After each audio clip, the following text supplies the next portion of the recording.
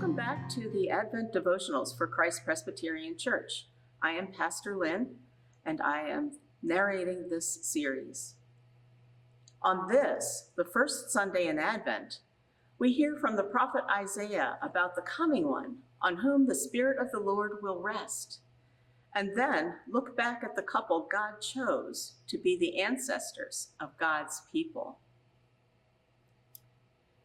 A reading from the book of Isaiah, chapter 11, verses 1 through 2.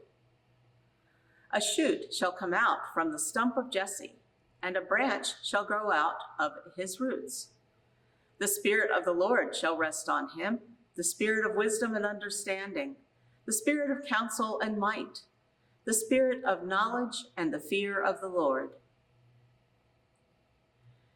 Many people do not realize that the Bible is one story, revealing God's nature, purposes, and intents for the creation through God's activities in the world.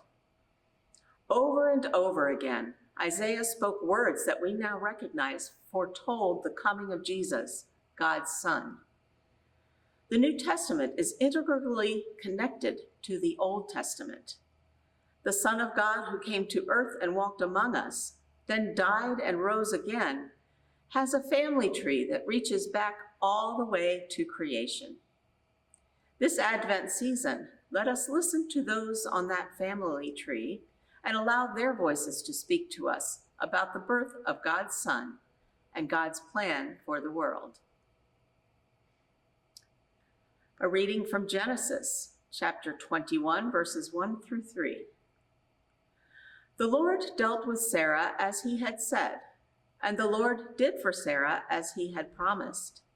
Sarah conceived and bore Abraham a son in his old age, at the time of which God had spoken to him.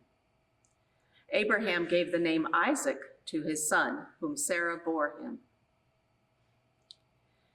Sometimes we feel like nothing good will ever happen again.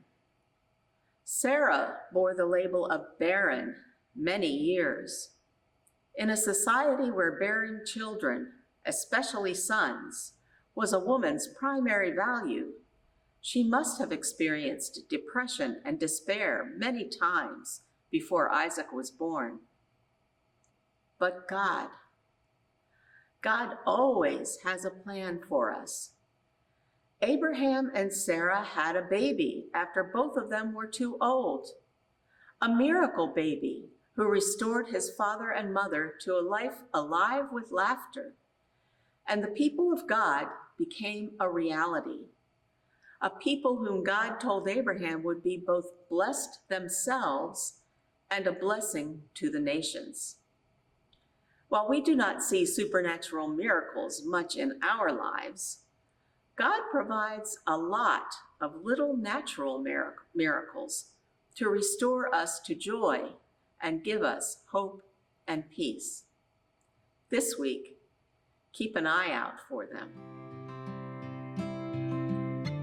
Peace be with you.